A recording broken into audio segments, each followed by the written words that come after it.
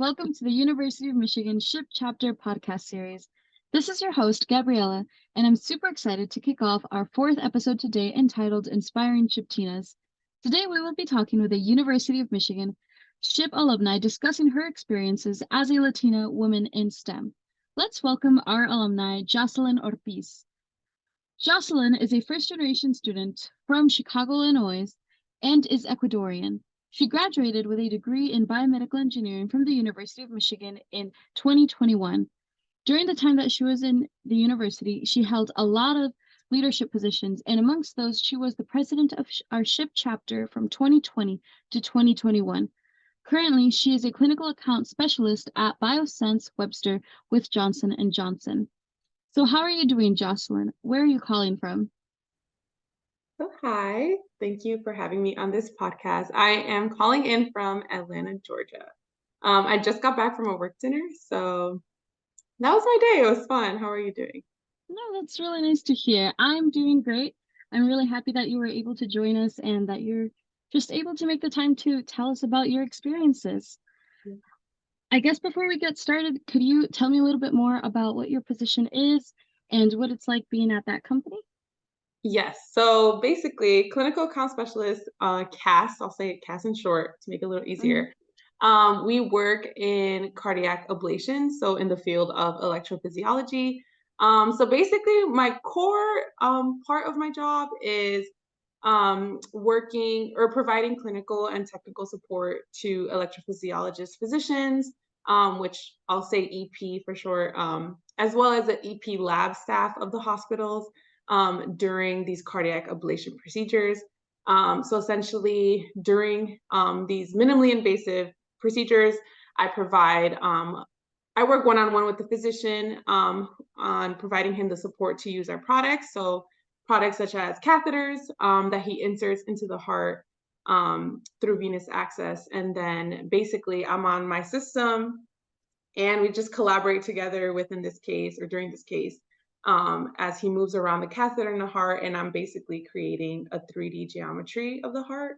Some may say like a GPS system of the heart. And we're also collecting the electrical activity of your heart and trying to find where this abnormal rhythm or like where the location or the source of that's causing this abnormal rhythm of your heart. And then we deliver this radio frequency energy. Some may say like burn the heart to basically terminate the abnormal rhythm and return the patient to normal sinus rhythm. So essentially it's just providing the expertise to the physicians during the case, working, collaborating with them on using our products, how to move within the heart, and then as well as educating the lab staff on how to properly use our products, as well as our system, like how to set up connections. And then, so that's like my core job, like main part. And then we also kind of work outside of those cases to like either provide more educational opportunities with the physicians, with fellows that are training physicians, and then as well, again, as a staff through like in-services to just kind of educate them. And yeah, that's kind of, sorry, that was probably a long explanation. But yeah, I honestly love it. I love the company I work with. Like, honestly, when I was interviewing, people were just saying, like, the people are amazing. Like, anyone you meet through Johnson & Johnson, like, they're really there for you and your support and your growth. And honestly, I've been very lucky to find people who have, like, been very welcoming. And, I've made really good friends through this company, through my training. I originally trained in Chicago, actually. I was there for a year, which was nice. I was back home. Yeah. It's always good to be after graduation. And then I finally moved down here to Atlanta after my training. And yeah, I can go more about my company, but I can do something later too with what we talked about.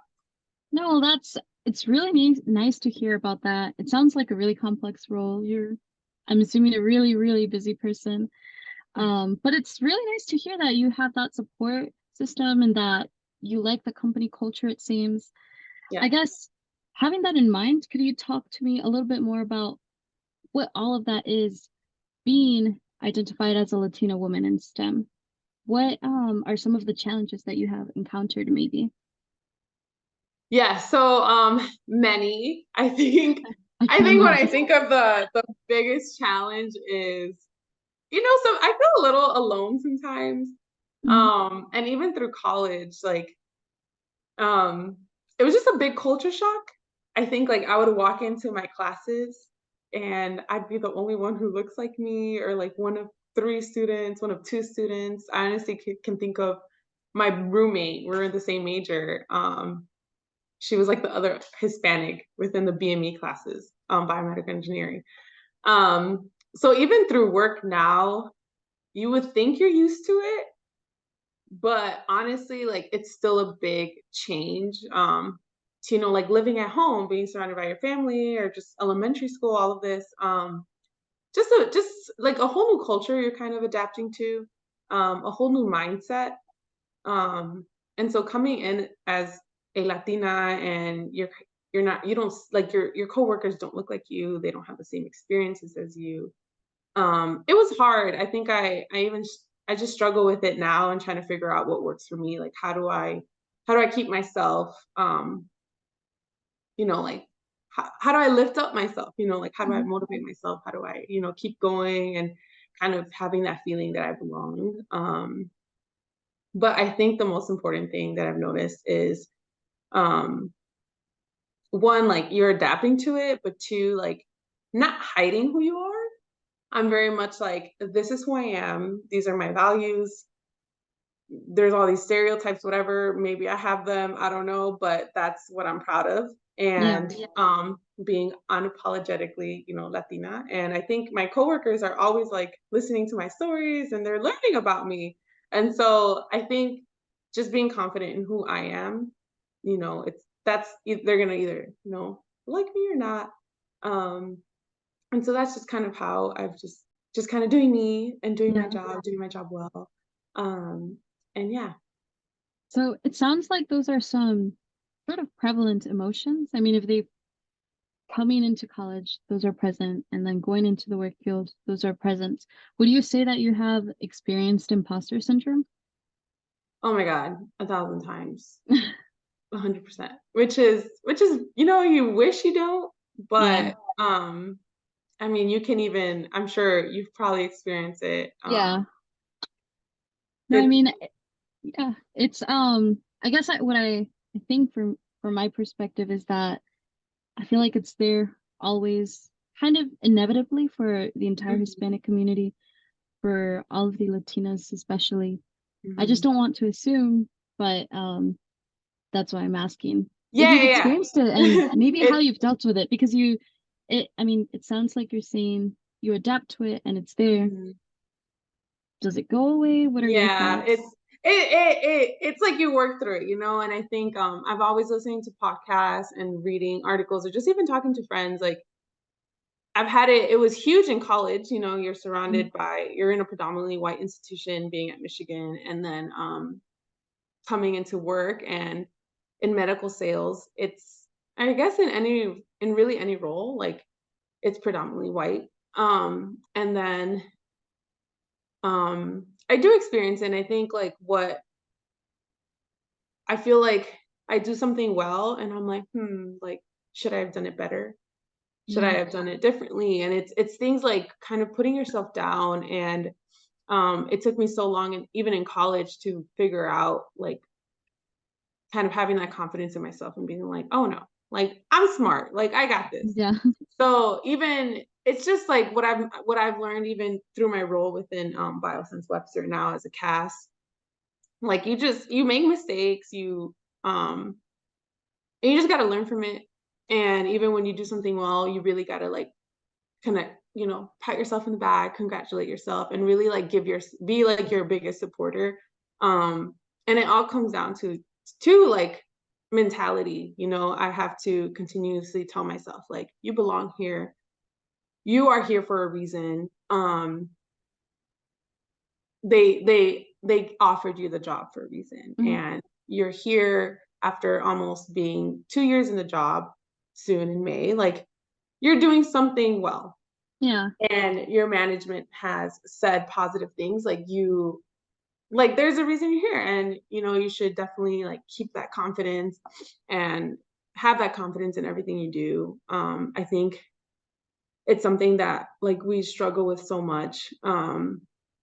And we feel like maybe we're not deserving of some things, or and it can hurt your mental health. Like it really, it causes you to overwork yourself, or just in this constant like stress or anxiety, and it's just like it's not healthy for us. And I hope that we all kind of learn to be our biggest supporter, find that support group, find those that friends, family, coworkers, mentors, to kind of provide that help and support to slowly and surely eliminate a little Mhm. bit of that imposter syndrome. Um, but yeah. What have been your sources of support? Um, oh my God. So sorry, I say oh my God because I honestly love um my team right now, that is Ola. So it's my employee resource group. So it's essentially my ship within Johnson Johnson. It's Okay. basically the Hispanic Organization for Leadership and Advancement. And I joined this talent and development. They have like pillars, and one of them is talent and development. And I was able to join a group, basically or essentially a committee, and we host events for the development of people part of our organization, whoever joins our events, to kind of build their personal development, their professional development within the company.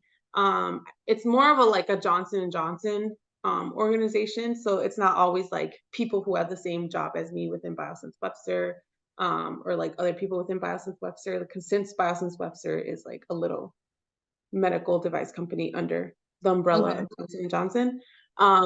But yeah, so that's been a great support group. I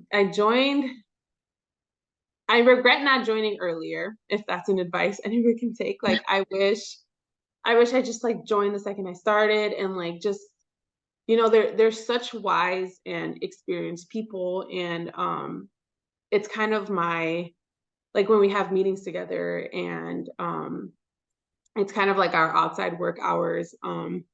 I just love venting to them. I love talking to them. I love hearing their perspective. I love hearing about their experiences and their roles. And it's amazing to kind of go from like you don't literally see anyone that looks like you or can, and I just feel a little bit more vulnerable with them. And Yeah. I don't know if that's kind of like that's just kind of It's tends to happen, right? Like as you see someone um, like Latino, Latina, and you're just like, oh my God, hi. And so it's definitely like amazing to have that group of people. I actually, one of them is Anthony I'm gonna say it right, Salmarone.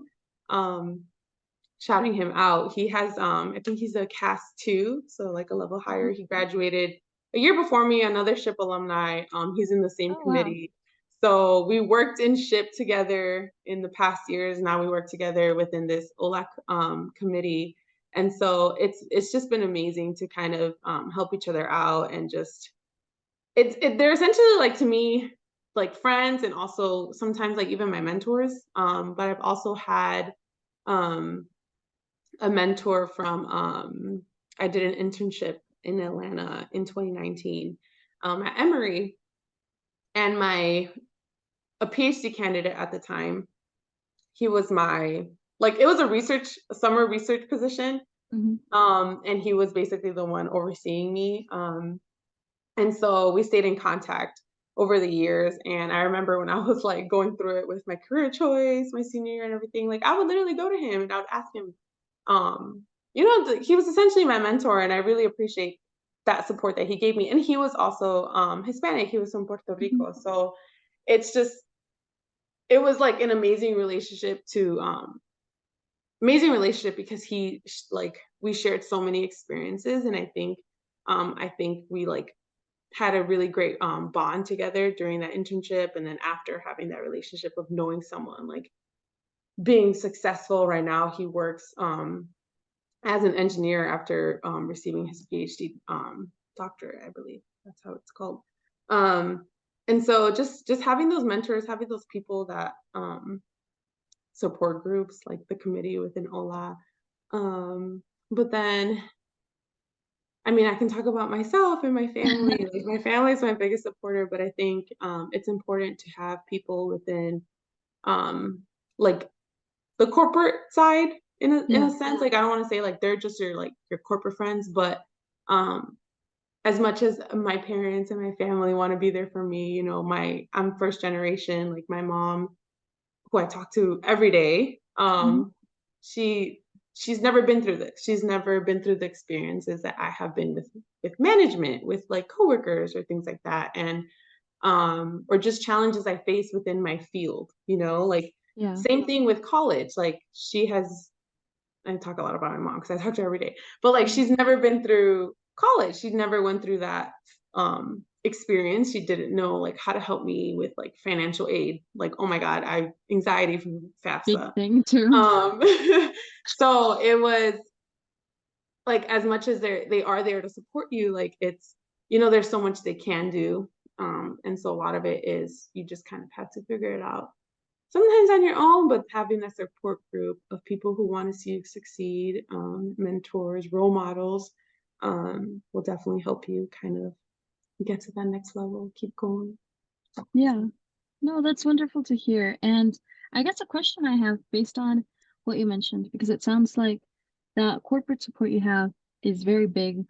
Um, you had to go out of your way to find that corporate support, right? It didn't just, I Hmm. guess I've heard from a couple of different alumni I've spoken that it's not like in college where everyone's looking for friends. You just have your friends, kind of have to go out and make that life for yourself once you're Hmm. working full time.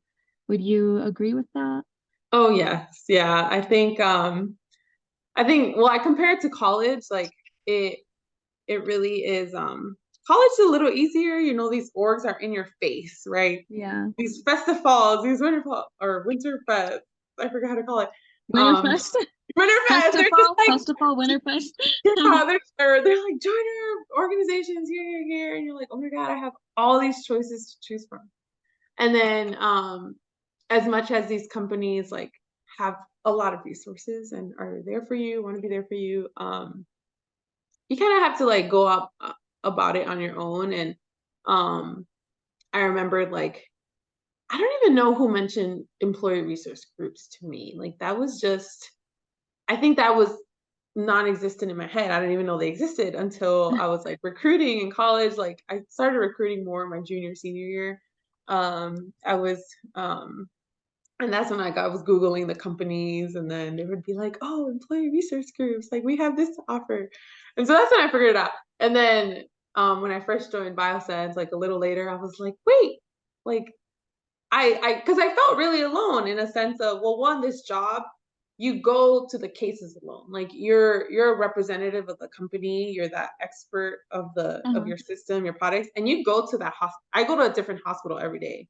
So I travel Oh, a lot for wow. my job. That's impressive. So I'm like, it can get alone, or it can get very lonely, and you have your team with you. My team is about like a group of 10 of us, Mhm. who all go to like hospitals across the city of Atlanta. And so when I was training and I was just learning this job and I just first got out of college, I was like, oh my God, like where's my team? Like who's with me? Like who do I go to?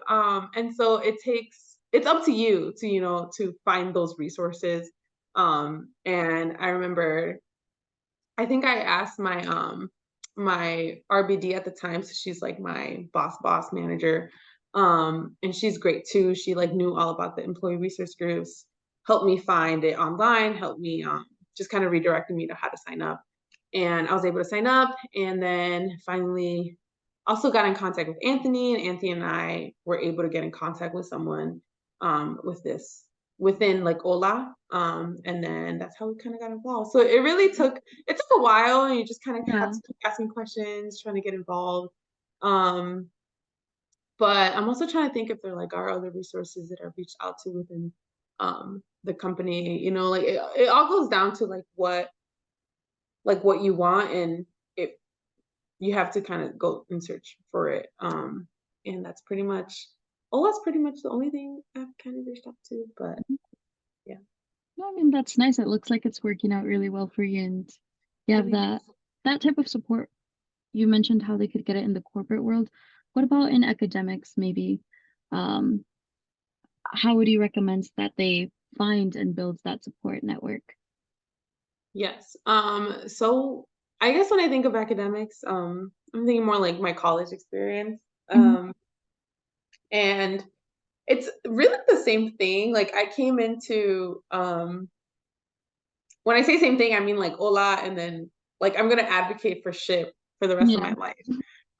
So as a freshman coming in into engineering, like I didn't know anyone. Actually, my sister was at the school, but I didn't know anyone. I was just like, what? I'm figuring this out all by myself, like out of state. And it was just really like just getting involved a little bit everywhere. But specifically, like I knew that I was struggling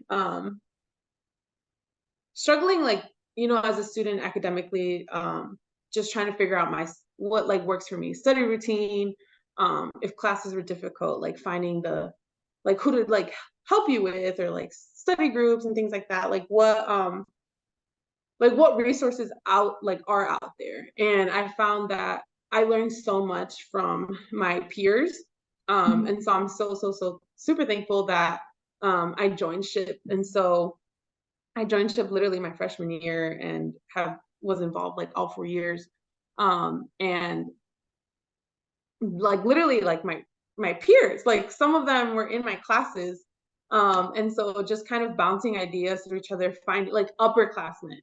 Like they might Right. not have been like mentors or something, but they were like role models. And like, oh my God, like I see people getting these full-time offers. I see people getting these internships. Like, how do you do it? Like what, like, tell me your secrets. And so um it was great building the relationships with those upperclassmen and them just like even being involved in SHPE. They want to help out the under like freshmen, sophomores, and kind of Yeah. guiding them. And so them providing resources like join like for this class, take like this professor, or like join this study group.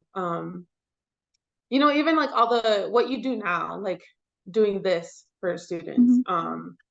or even like the professional side of the org, like all the workshops that we provide for the students, like things that I would have never learned.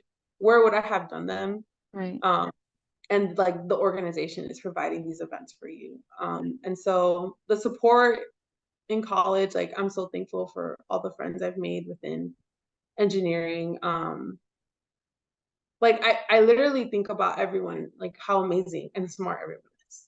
Like it was that kind Mhm. of mentality that really showed me that I'm like I'm gonna succeed. Like I'm going to figure it out. Like I'm gonna, I belong here. Like it was I struggled so much with just, having that confidence. And I really loved seeing people like Nancy, Victoria, like I'm gonna name people that I know throughout SHPE that are doing like amazing now. Like they're amazing people and we're so successful and we're also always wanting to help. And so I'm just really super thankful for them for being role models and always being very encouraging and even providing the opportunities, like having a leadership position. Like Mhm.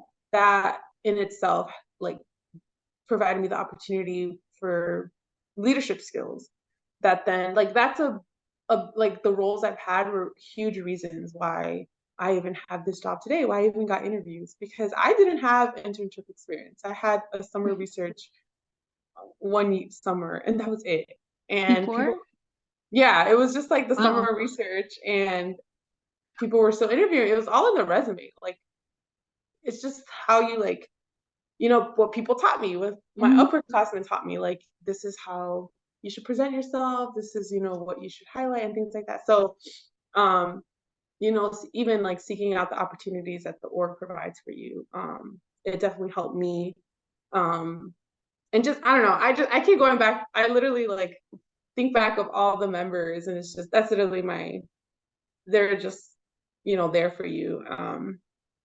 And I really needed that. And, um, I know it could be like I know the org can also be maybe male dominated. I think it's been shifting to some women dominating. So we love to see it.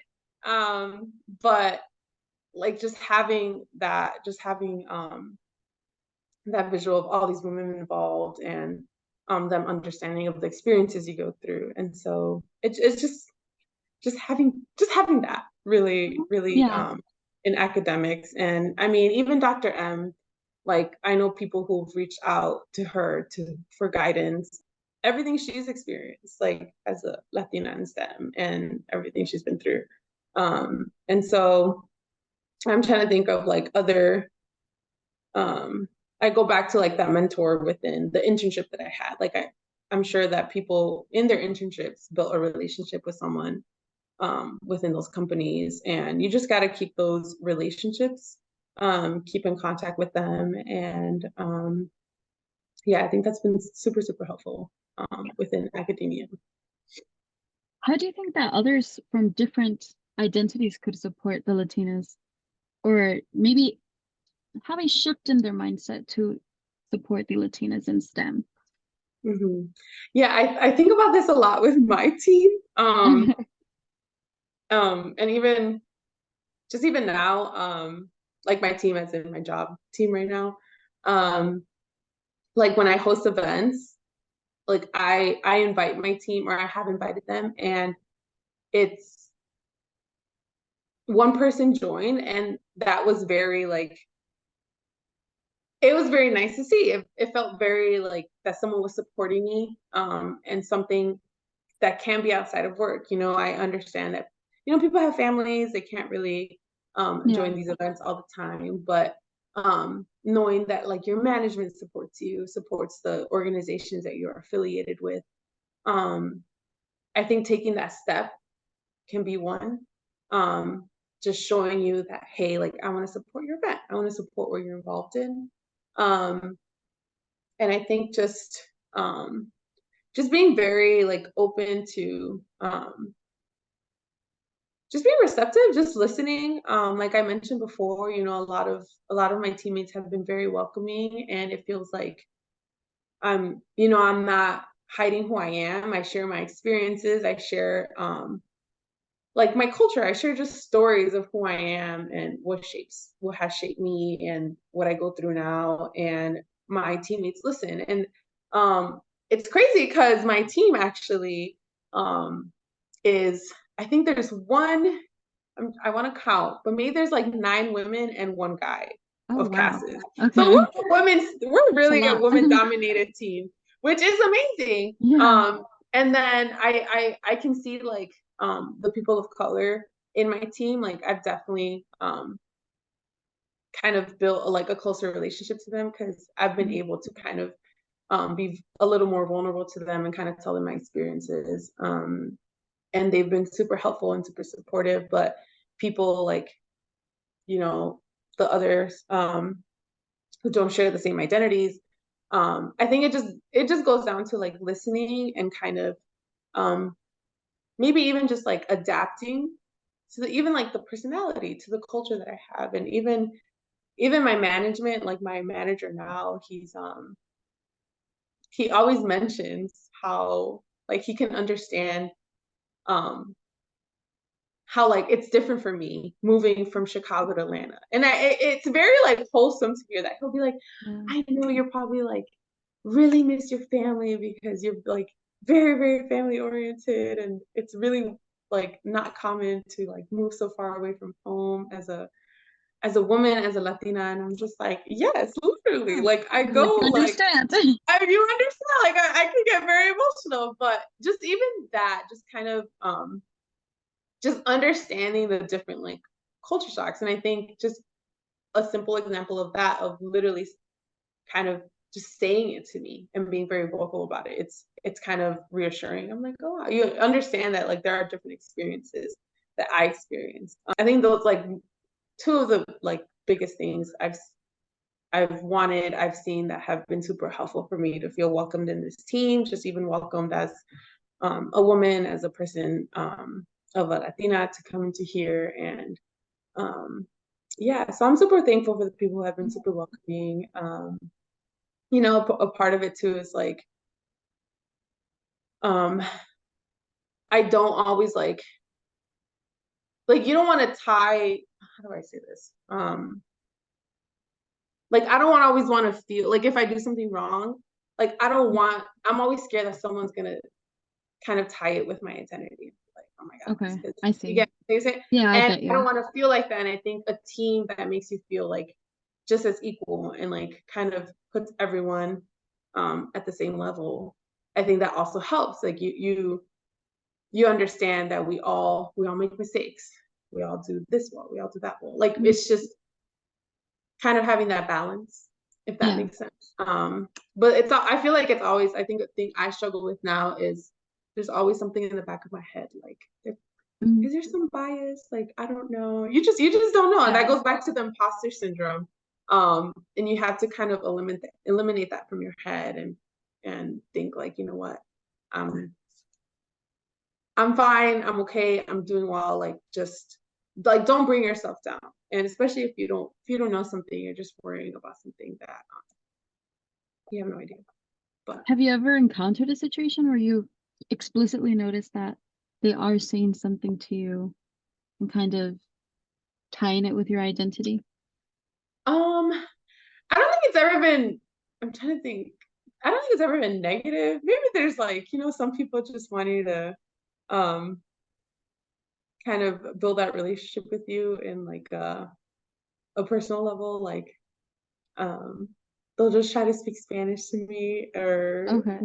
like it's never been negative. And Okay. those are things of like, Yeah. okay, it's been like sweet. But I'm trying to think of, I know that's probably not really a great answer to your question. Um yeah, I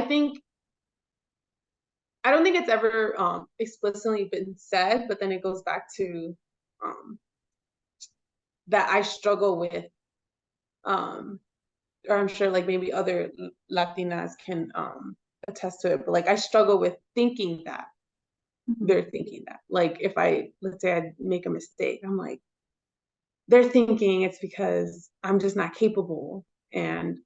Um, and it goes back to, I don't know, like stereotypes Yeah.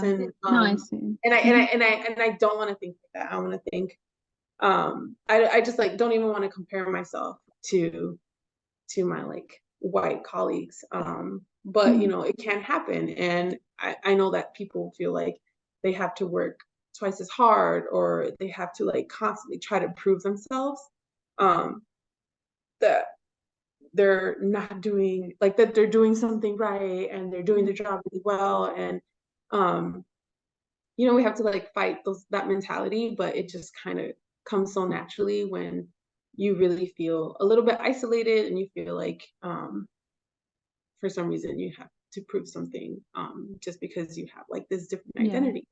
Um, and so, I mean, I'm trying to think maybe in college. Um, no, I do remember in high school when I did get into Michigan, my so-called friend was just like, oh, well, you probably only got in because, Oh, you're Hispanic yeah. and they need like diverse. I was like, what? This is something you say, like you hear in movies or something. Like you really said that to me?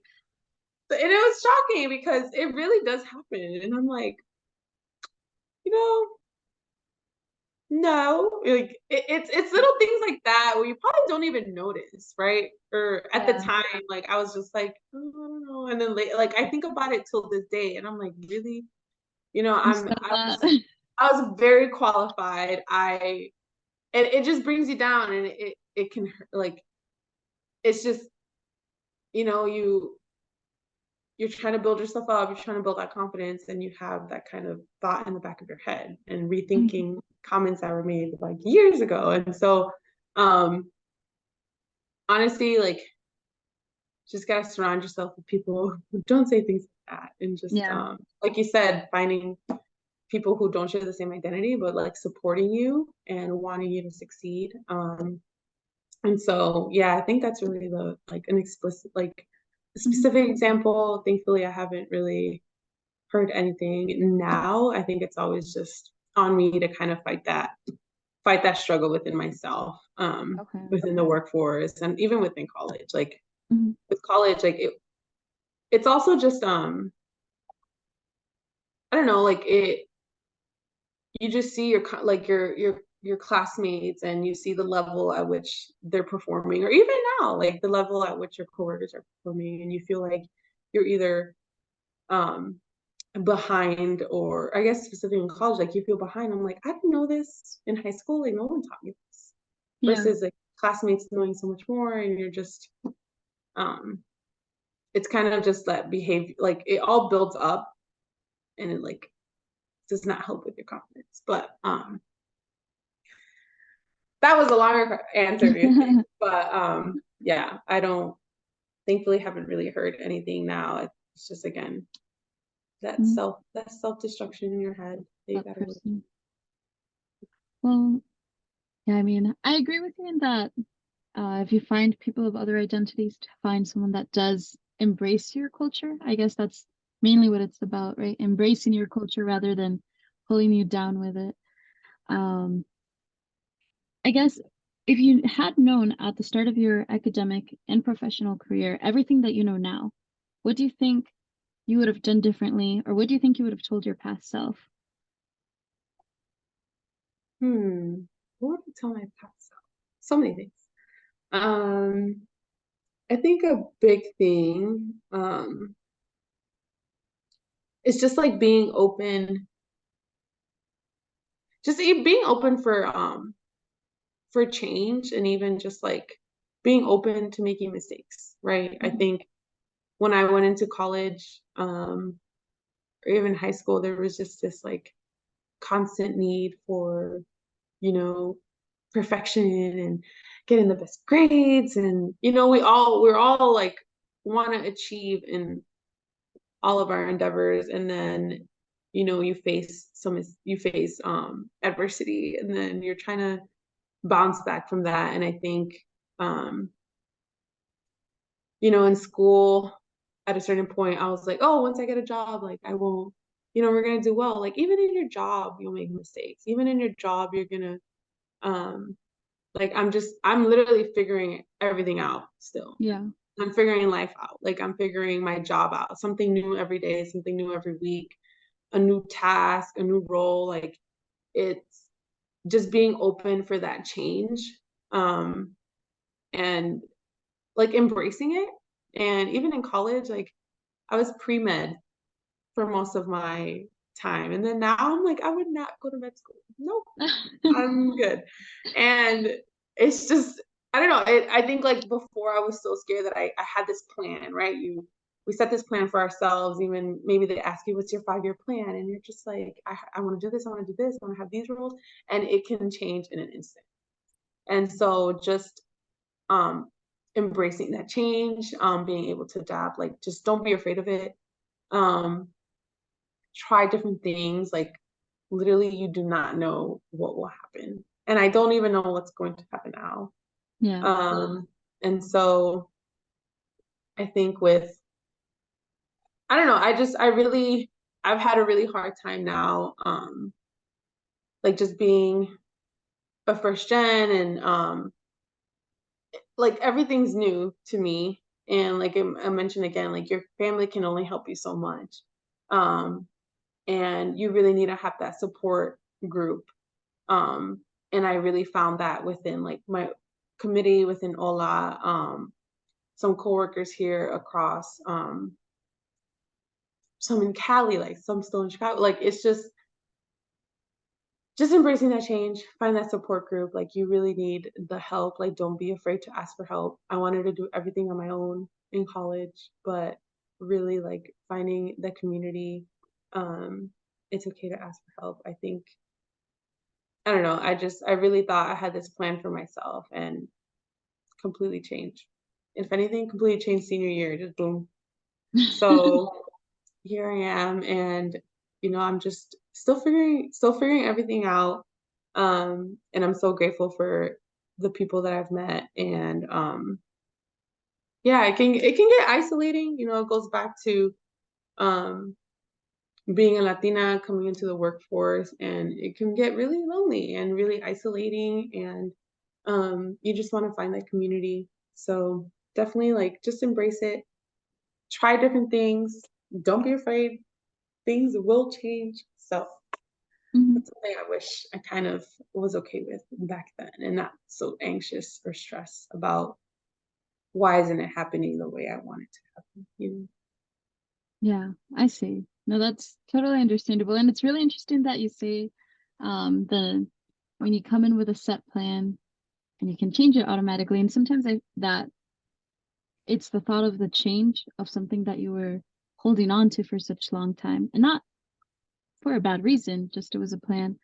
I just think it's funny you mentioned that because other SHPEtinas in our chapter have also mentioned that to me more last year when I was a freshman, because I came in with this huge plan and like you said, changes happen. Um, so I think that's really interesting. Yeah. I I guess that's probably the last question I had, honestly. But I do want to open it up to you if there's any other advice that you would like to share, a quote that you would like to share, last few thoughts.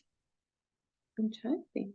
Well, one, I mean, that's amazing that other people have kind of shared the same sentiment about, embracing that change. I think it was it was a very difficult transition for me, like being completely honest, going from college to work. It's so hard being first generation, again, going back to just going into this workforce, joining this team, this role, and it felt very isolating.